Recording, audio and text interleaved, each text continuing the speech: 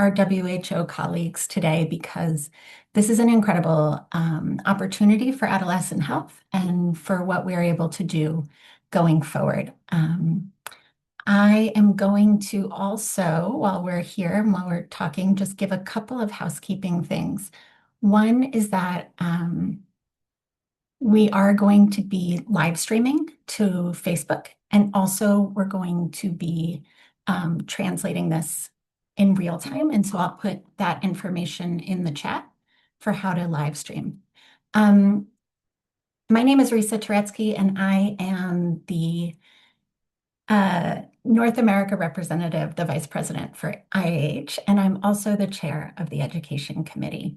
And this webinar today is being put on by our education committee, and we're really pleased to be able to provide other resources for you as well. So without any further delay, I want to introduce Regina Goodhold and Prerna Benatti. I'm going to let them introduce themselves because otherwise I'll go on and on and on, and you don't need that. So I'm just going to turn it right over to you both, and thank you so much for being here.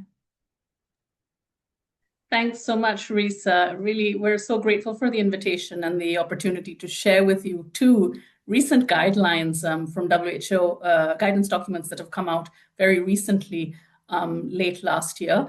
I will share the competency and outcomes framework for adolescent health and well-being, followed by my colleague Regina, who will share the global standards for quality health care services. Next slide, please.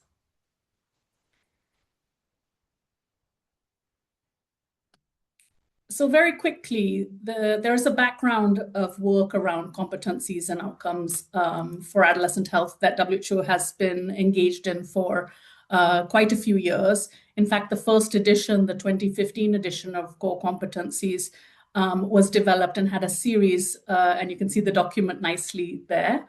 The 2015 version really tried to help frame and address the issue around the need for adolescent responsive care.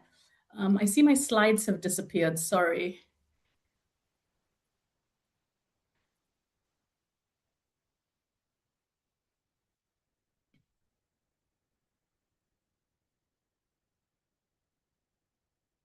We don't hear you, Risa, sorry.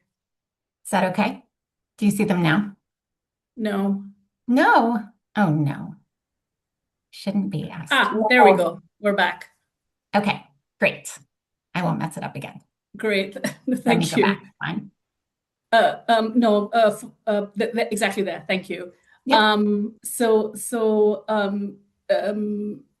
really, it's trying to address the demand and the need for adolescent responsive care in countries. The 2015 core competencies were widely applied.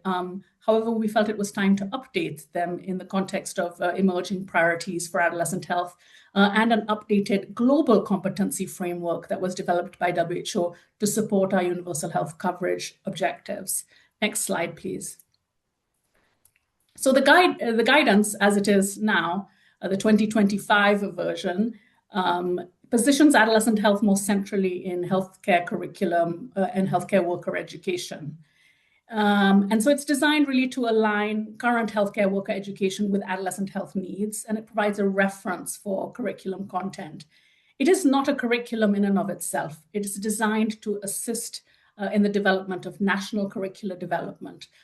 So that's an important point to underline. It should help in the development of the creation of national curricula. Next slide, please.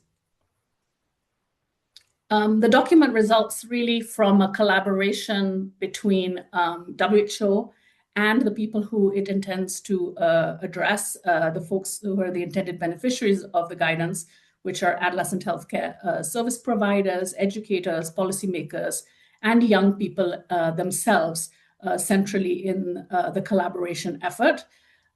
We really introduced a number of other key stakeholders, including the Youth Council, international experts across different regions, as well as representatives from UN agencies, implementing agencies, and staff across WHO. And really the combination of expert consultations, the evidence reviews that underpinned the recommendations drew from a variety of sources and global surveys to ensure that the guidance on competencies is comprehensive and it's up to date. So this figure just describes that process for the development of this document, from identifying the need to doing a little bit of the landscaping of what is out there. It just describes it briefly, and then the comprehensive iterative drafting, consultation, validation, and finalization process. But we want to get to the meat of the guidance here. So the next slide, please. So what is the guidance intended to do? So the purpose is really to think about competency-based education for adolescent health. And that is the acquisition of knowledge, skills, and attitudes to achieve specific competencies demonstrated through behaviors in the performance of tasks. So this guidance looks at this through these four parts, parts that work quite well together. The first part identifies and describes the competencies. There are 24 described in the guidance. The second one presents a series of practice activities. So this is what the health worker does, and those are informed by the competencies. The competencies are how they will do it. And then this is linked very clearly to a number of topic guides, which try to highlight the specific areas in which we can apply competencies. So you can see on the right-hand side the outline of the document itself, where there are 11 topic guides in the third part, specific to specific outcomes for young people.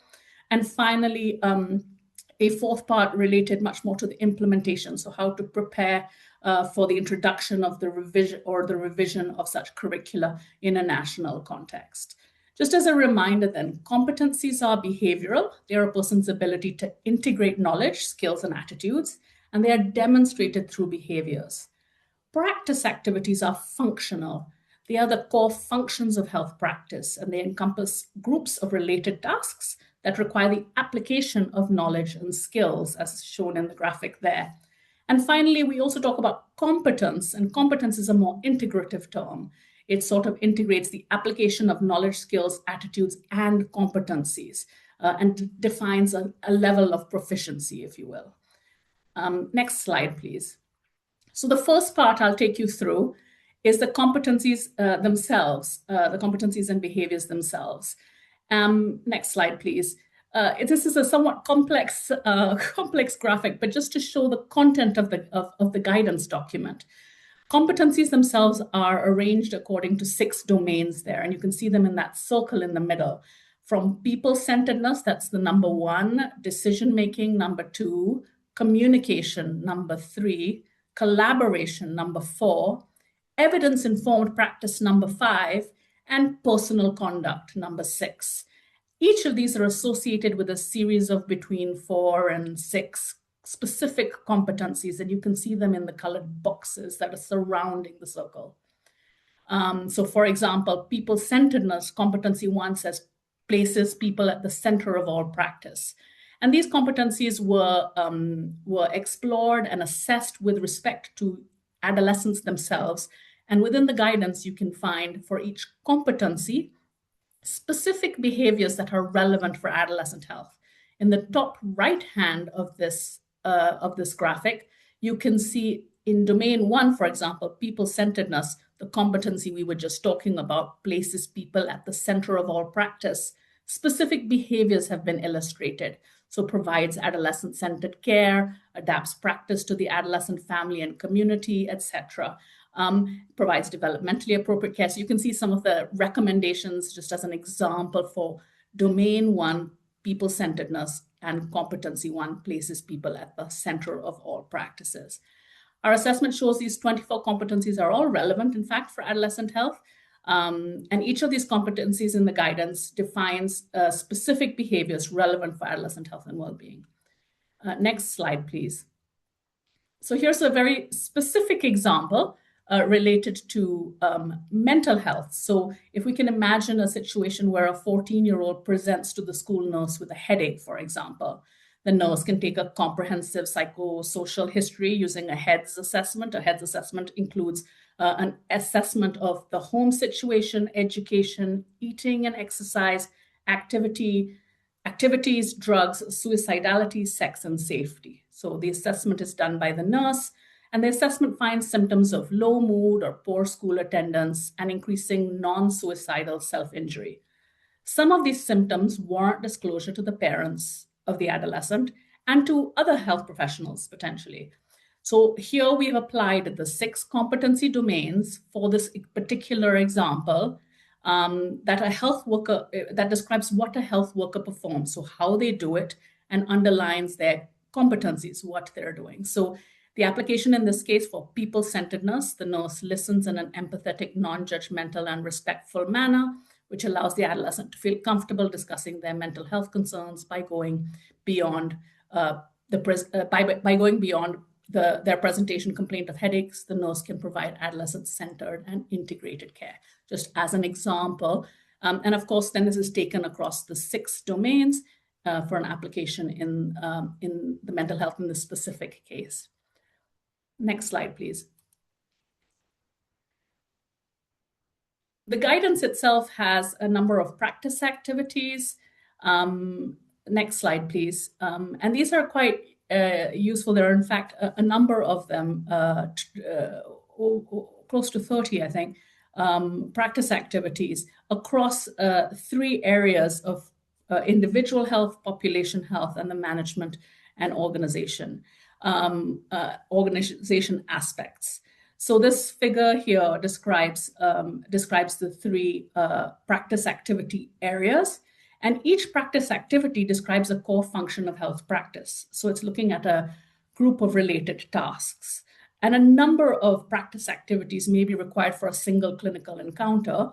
For example, you may want to gather information through interviewing and an assessment as well as coordinating transfer to another care environment could exist in a single clinical encounter, but in fact represents a number of practice activities.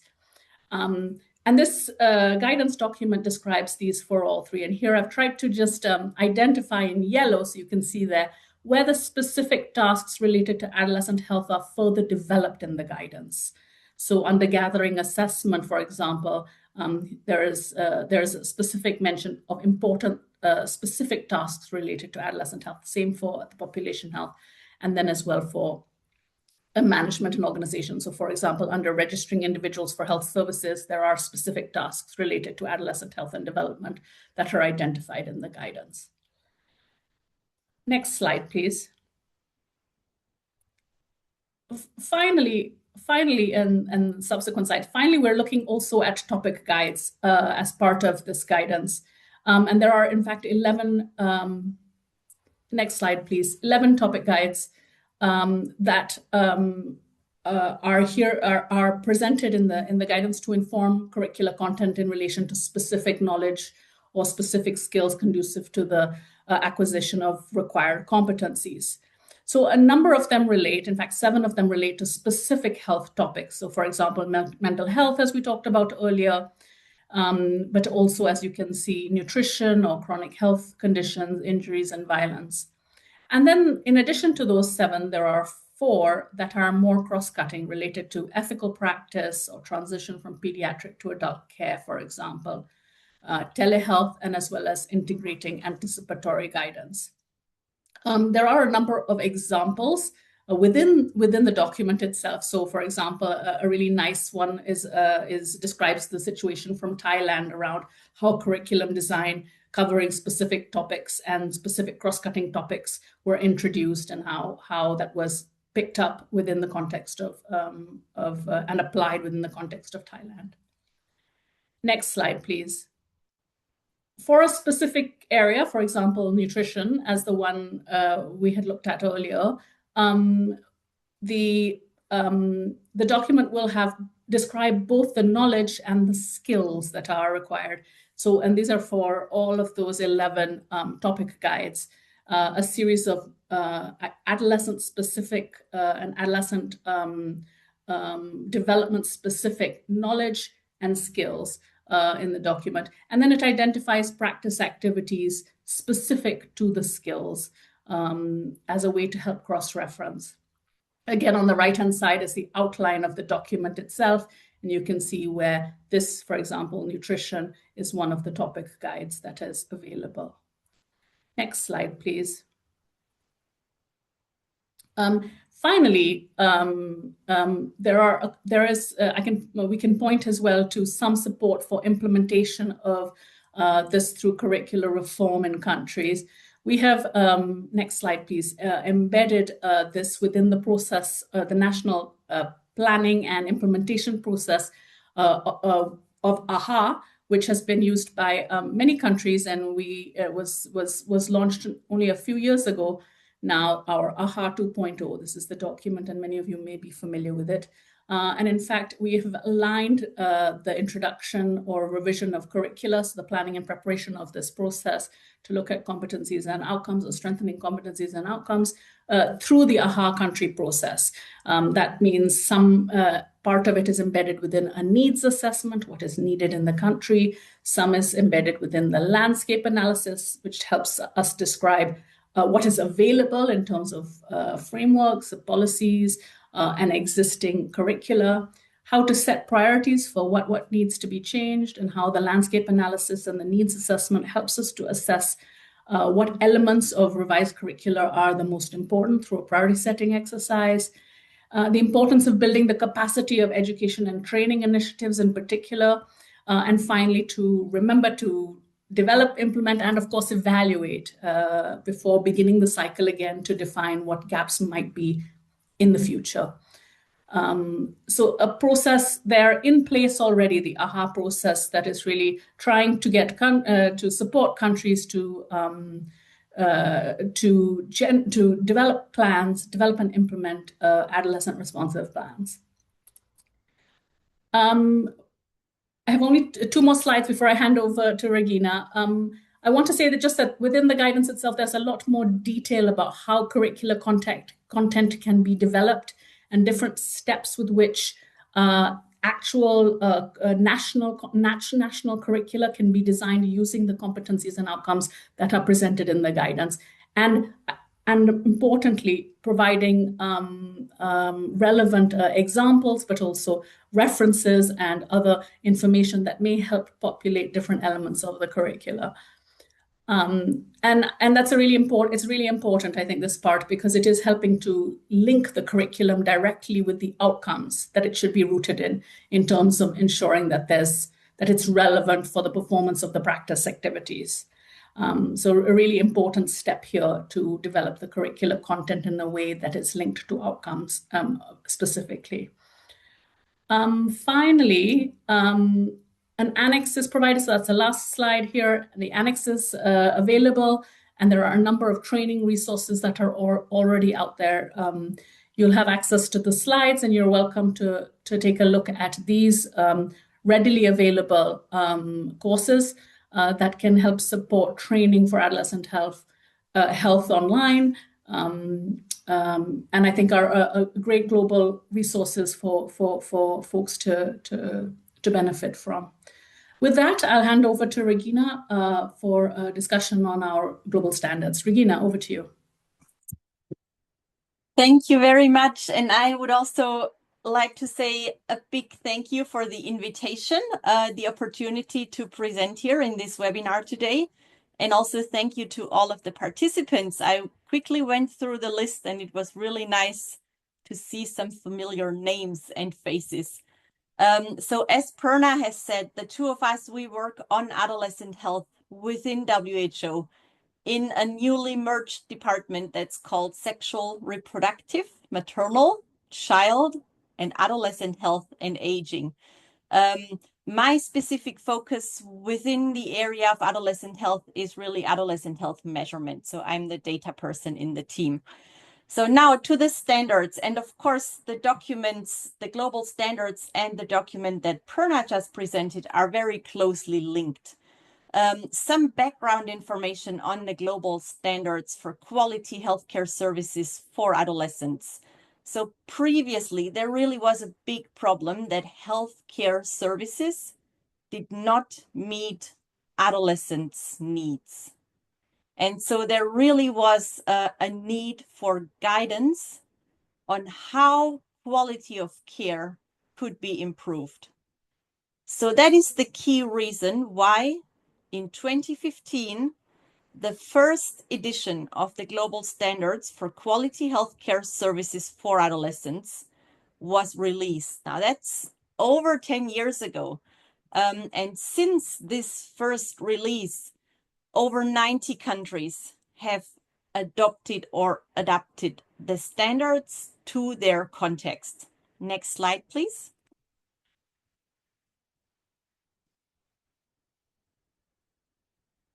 So then why did we actually come up with a new version, the second edition published last year? Really, the rationale for revision was that progress in improving adolescent services was made, but the implementation was quite uneven and still challenging. There were quite some challenges in the implementation. Also, of course, within over 10 years, the field evolves and the landscape changes. So, for example, there was the COVID pandemic, and due to that, there was a big push for more telemedicine, but now we're also dealing with AI and other new challenges. So things evolve constantly. That's another rationale for the revision. And also WHO published the Global Competency and Outcomes Framework for Universal Health Coverage in 2022 for the whole population. And of course, there was a need to align the adolescent guidance with that. Next slide, please. So really the aim of the second edition of the Global Standards is twofold: to equip policymakers, health planners, and also health workers with a structured framework to enhance the quality of adolescent health care. And of course, overarching, to also improve the accessibility, effectiveness, and safety of health services for adolescents themselves. Fostering environments where young people really feel supported to engage openly in their own health and well-being. These were the two key aims of this new edition of the Global Standards. Next slide, please. Now, what's kind of within the document? The document consists of two parts. Part one is the global standards themselves, and I will describe them. So really, that is a comprehensive set of standards to improve the quality of healthcare for adolescents worldwide. These are 9 standards, and I'll go through them. The standards cover various aspects of adolescent healthcare, including access, for example, equity, developmentally responsive care, and adolescent-centeredness. Within these 9 standards, there are 27 quality statements. No, it's not 3 per standards. There is a bit of a variation. Some standards have more, some standards have less. But the statements are kind of supplementary, and they provide additional guidance and best practices for implementing the quality standards. So that is part 1. And part 2 is really more about the implementation of the global standards at country level. So how it is a how-to guide based on research to provide additional guidance on how to best implement these standards in local contexts. Next slide. That's a broad overview. Part 1, the 9 standards, but we can continue because I will present each standard separately in the next slide. So standard 1 is around adolescent-centered care and empowerment. It's around adolescents being meaningfully engaged in their healthcare journey. They should be equipped with the knowledge and tools to participate fully and manage their own health. Click, please.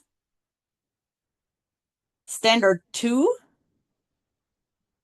is around developmentally responsive care, so that healthcare is individualized and responsive to the developmental needs of the adolescent, with seamless support for their transition to adult care. Standard 3 is around inclusive, confidential, and respectful and safe care. Adolescents shall receive confidential, equitable, and culturally competent care that upholds their dignity and respects the diversity of their backgrounds and identities. Standard 4 is around family and community engagement. Through education and collaboration, health services actively engage caregivers and the wider community to support adolescent health. Standard 5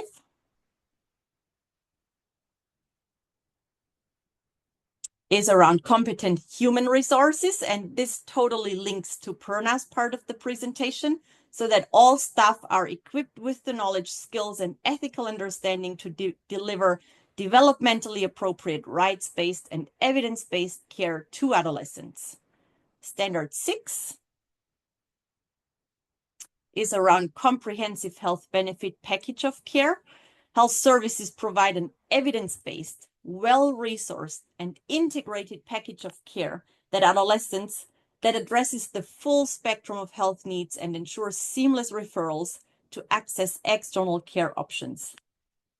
Standard 7 is around data-informed and youth-engaged practice, so that health services are committed to continuous quality improvement through a learning health system that is driven by data collection and analysis and actively engage adolescents in the evaluation and enhancement of care delivery. Standard 8 is around a welcoming physical environment. That's also very important, so that health services offer an accessible physical environment where adolescents feel welcome and their privacy is protected. And finally, Standard 9 is around accessible service delivery platforms. If you click once more, Risa, so that health services for adolescents are accessible and convenient, with service access increased through diverse service delivery points and the utilization of technology. So that's the 9 standards. Now, very quickly, what's the contents of each standard within the guidance document? If you click again, for each standard, there is the intent. So basically what the standard aims to achieve. There is some text on that. Click again. For each standard, there is some quotes. And again. And there is, as I said earlier, standard statements. The number varies a bit by standard, with rationale and practice examples. Next slide, please. Oh, and of course, me being the measurement person, there are for each standard tables with measurable criteria. So basically proposed measures. Next slide, please. And finally, part 2 of the document, as I said earlier, is more around the implementation guidance for countries. So this is really the translation of the standards into practical implementation steps and actions. So this is around the description of planning, monitoring, and quality improvement processes. And it also has a long list of enablers for implementation at national, subnational, and service levels. So basically, as you can see in this circle there, the implementation is such that as a first step, there should be at the national level a development of a shared understanding and the establishment of a team that will be working on implementation of the standards. In a second step, the country needs to set national priorities for national quality improvement efforts for adolescent health care. And they must adapt the global standards so that they are in line with local needs. And Perna has referred to the global AHA. Here I would like to refer to the global AHA again, because within this step, the country needs to undertake a needs assessment to really see what are the needs of our adolescents in our country. A landscape analysis to really see what's already there, what's already being addressed in terms of those needs, and based on these 2 steps to then set priorities. Then the country shall develop an implementation plan and actually then implement and monitor the plan. And of course, then evaluate and improve the plan. And then the cycle sort of starts again with further improvements of the quality of healthcare.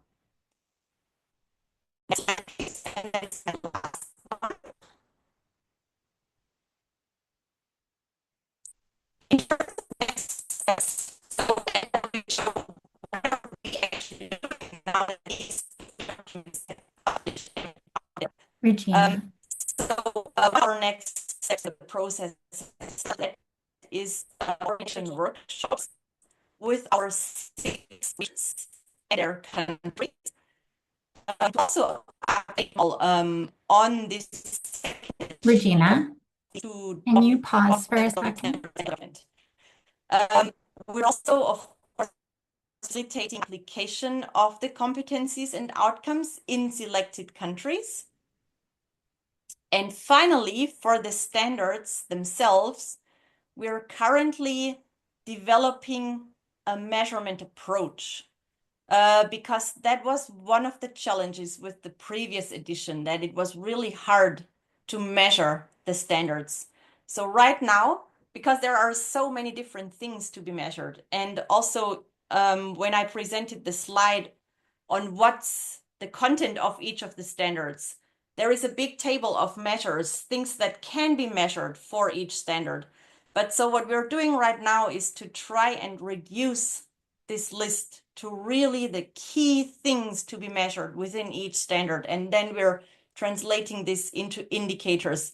So this work will then result in a small set of indicators, hopefully small, with related data collection tools that will have then been tested in countries. And so we're in the middle of this process. The country testing has not yet started. This will start towards the end of this, beginning of next year.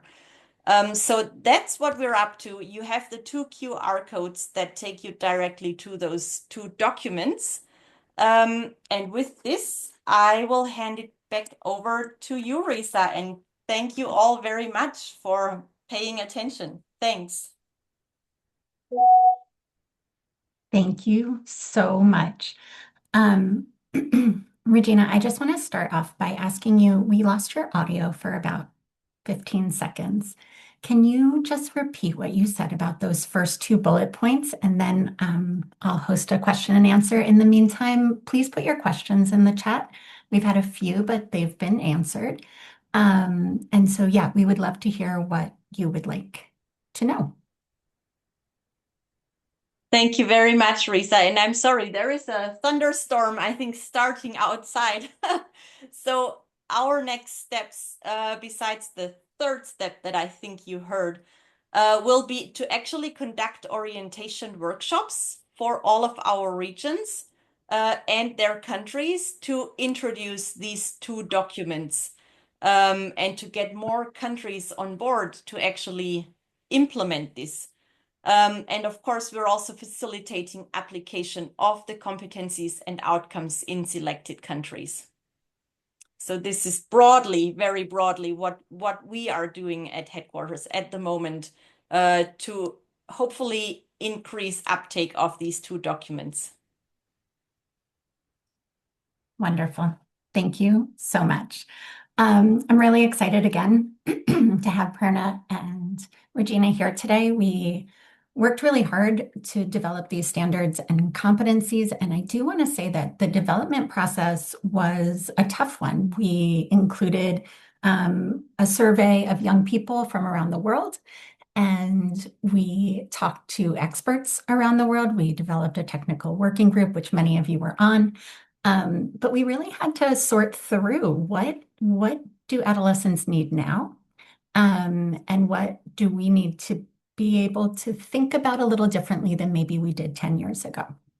But that was an exciting process, and I'm thrilled about these guidelines.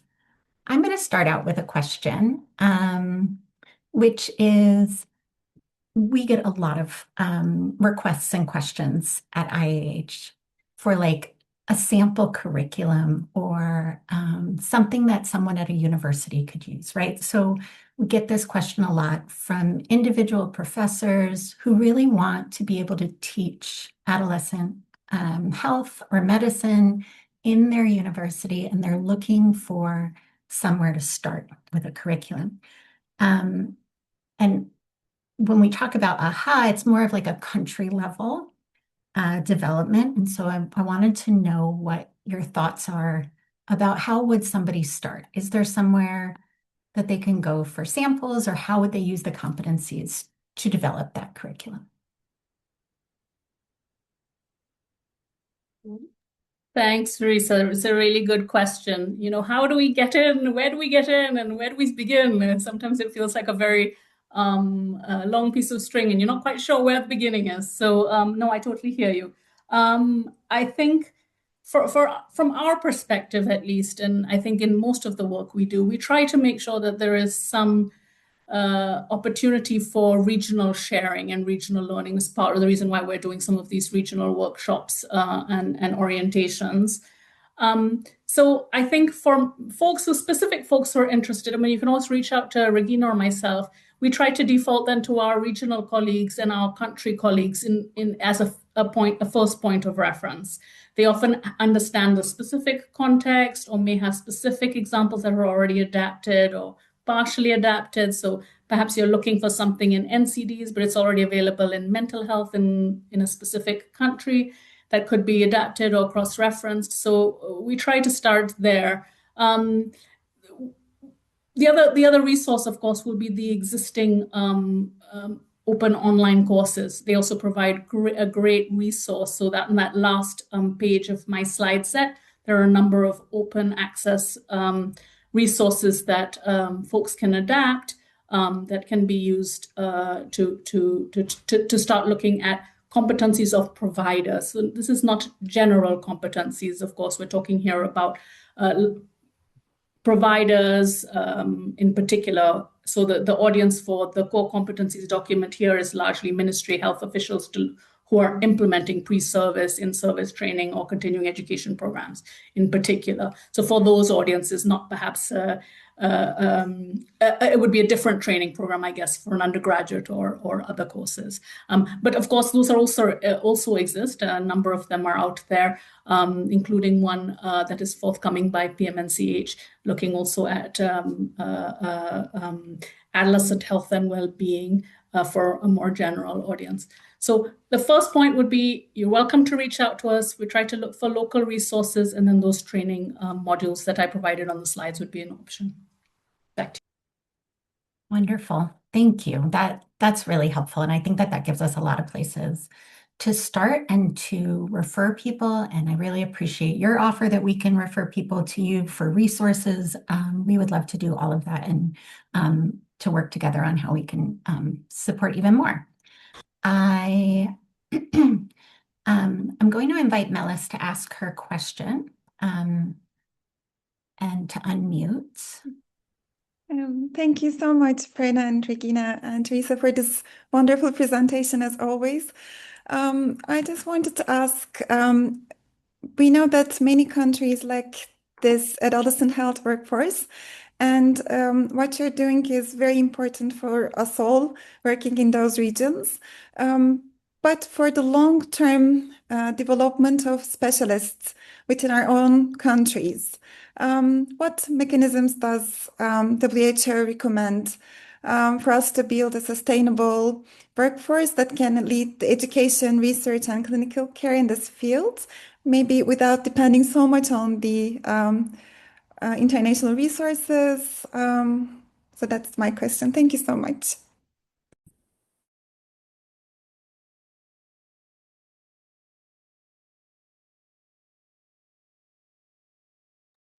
Thanks, Mass. I mean, I invite others also to think through, because I think this is not necessarily a question just for us, but maybe there are really good examples from around the table around the world, in fact, around this global table that Risa has convened here, who can share with us good examples of what else is being done. Or what I do know that there are a number of great examples in the guidance, and I think it's worthwhile looking at some of the other ways in which these curricular reform initiatives have been embedded into national systems or national, and the role of the National Training Institute in particular in advancing this, particularly for in-service and pre-service training. So there are some explicit examples, but I think the texture is much better coming from folks who've done it. So maybe we could ask if there are examples from others here who might want to share. Maybe Regina, you'd like to add? No, I was actually going to suggest the same thing. I saw that there are quite a number of participants that I think have quite some experience with this. I see Sonia is there, Chandra, David, please, who actually admittedly have more experience in this than I do. So everyone, I think, is invited to contribute to the discussion. I agree. And I think David had a question that he wanted to ask, so maybe he could unmute and provide the question as well as any examples. Hi, yeah, it's lovely to participate in this and to hear about these two new documents, which should be really exciting for countries to use. Well, maybe if I start with my specific question, which was just to ask you, Regina, if you could just let us know how these new indicators that you're developing might relate to the gamma advised, your recommended indicators.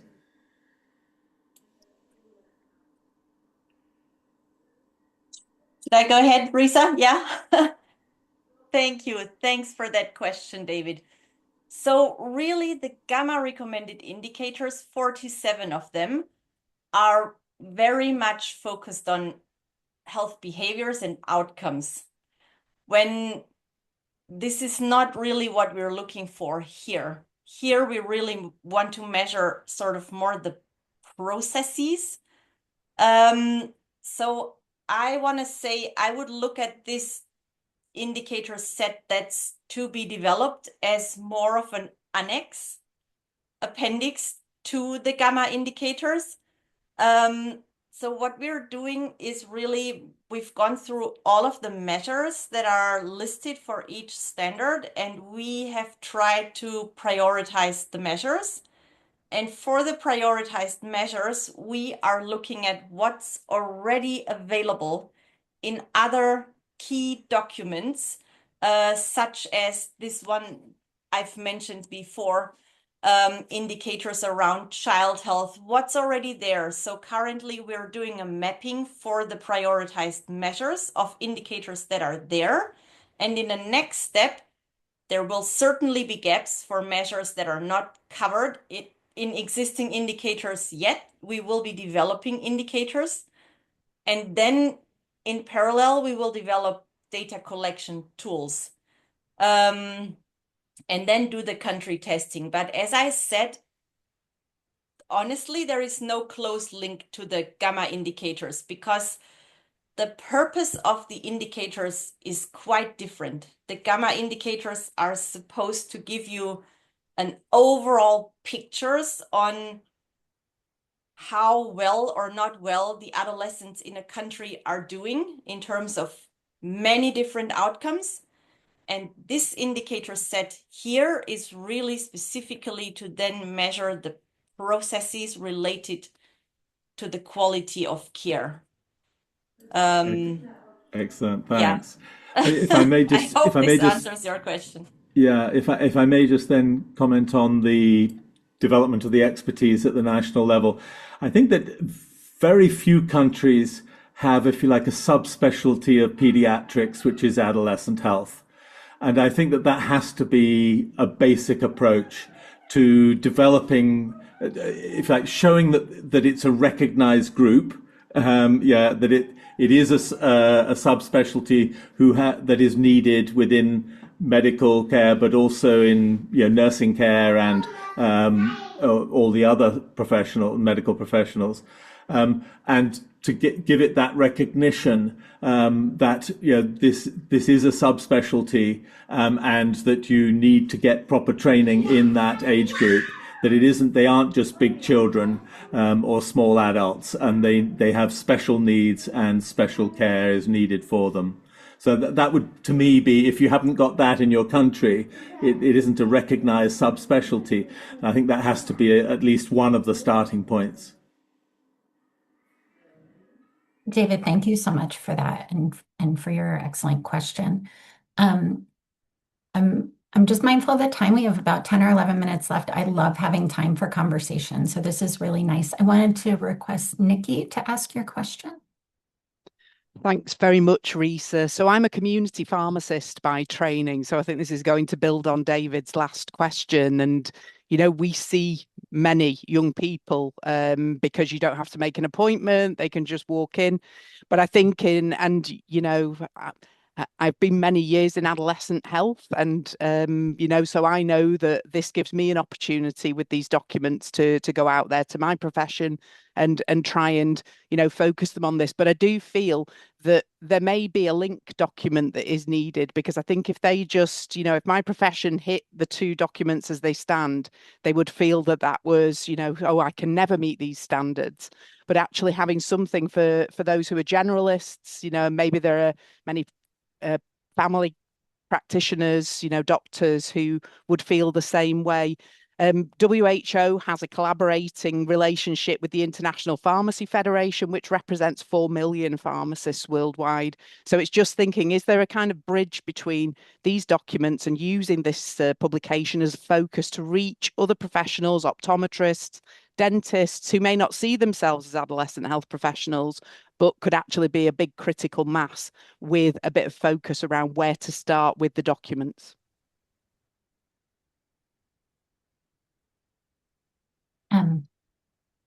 I'm very informal about the way that I host, as you can tell. So please just go ahead. We're like a round table. Nikki, to my knowledge, Perna, you correct me if I'm wrong, but there is no such thing yet. But it's a nice idea. We will take note of that. Exactly. There isn't anything like that right now. I think, our real intention was to build the foundation in some sense. You've got to start somewhere. And here it is, really the foundational pieces that are required. And I think then we need to start looking at that broader allied health architecture that also needs to support young people in as much as they can. So it is a community for us working together. I don't think, looking at the guidance closely, I don't think there's anything there that wouldn't be able to be introduced meaningfully into a dental curricula, for example.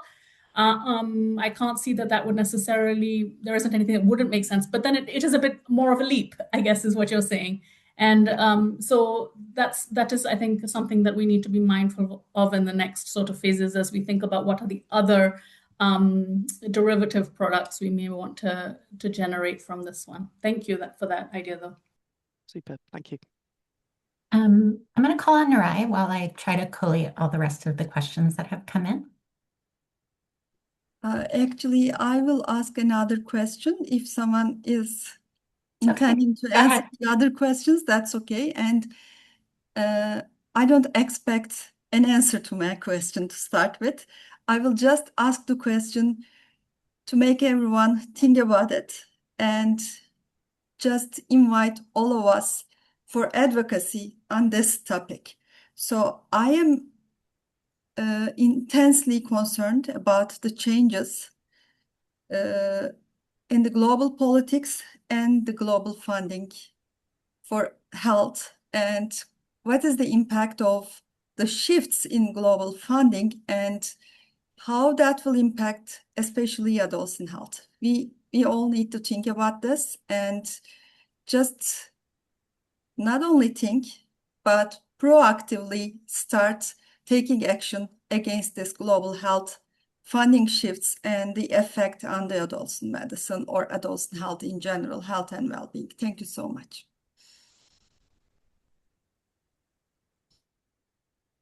Please go ahead.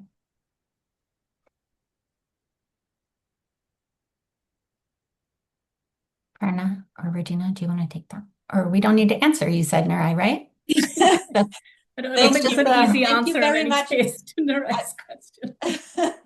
I think we have discussed this with Regina and Prerna in person soon, so I'm not expecting any answer, but just I wanted to bring this to your attention, to all audience's attention. Thank you. Yes, and I totally agree, and I think we collectively need to address these challenges, and not only these challenges, but there are even more. What really also worries me is AI and how AI is actually almost used like a health provider. So lots of things to consider and to really find solutions collectively, and many answers we also don't have. We have about 5 minutes left. Dr. Chandramouli, I'm not sure we're going to get to your question. We have several questions in the chat about some of the logistics of things. When will is there a planned time when the regional trainings will come out? And do you believe that it would be helpful to relaunch the AHA document, the AHA 2.0 with that training? And then some specific questions around resources, right? So what can low and middle income countries do to try to match the resources needed to put in place the benefit package that we're talking about, and to think about transition to adult care and how do we put these things into place? And these are some big questions that make me kind of want to set up a second opportunity for us to talk and discuss and share our experiences. But I wanted to ask you, in a world where, as Nurai said, resources are slim and getting slimmer, as one participant said, training itself, all by itself, without the resources, doesn't always lead to improved performance. What do you think? What do you think we can best do to try to enhance our ability to improve adolescent healthcare around the world using these documents? I will answer the easy question about the logistics and timelines, and then give the difficult one to Perna. So what's planned in terms of the regional workshops is they will be implemented in a staggered way, starting July, August, September, and potentially going into October. And wrapping in a reminder, I guess, of the AHA would totally make sense. Now, it's a little bit up to the regions how they would like to run these workshops. Some regions have requested more like several days with 2-hour slots for the different resources that are available. So it really is, we're doing this on needs basis per region. Over to the difficult part, to Perna. I want to say thank you, Regina. Thank you, Regina. No, and again, I mean, the financing question is a big one. Nurai already started to raise it, and I think it is a big gap. I mean, part of it, I always want to think that we need to, as a community, advocate better for those resources, continue our advocacy for those resources, and be smarter about how we spend them. So a little bit of that is trying to increase the investment case, strengthen the investment case in countries, continuing to show long-run returns on early investment. I think those are the examples that still resonate. Once again, investments in adolescent health around these core competencies are also going to serve potentially pediatricians. It could serve broader cadres of staff. So trying to think and optimize how you deliver training and how you deliver these packages in countries is an opportunity also for us to think about how to conserve resources in an environment where they are very much constrained. So no good answer on where the money is. We don't have very big, we don't have deep pockets here, but I think always mindful on what is needed and to make sure that we're optimizing. We continue to do what we can. I do want to just point that we will be having a new resource on transition in particular to adult care coming out next year. So we will have a guideline on optimal conditions for the transition of pediatric to adult healthcare. Estimated date is June 27. So that will also be an interesting topic for conversation. And I think really a lot of what we've talked about today also bears on that important challenge. But Risa, thank you very much, and I hand back to you. It has been a pleasure. Thank you, Regina. Thank you, Prerna. Thank you to all of you for your amazing questions.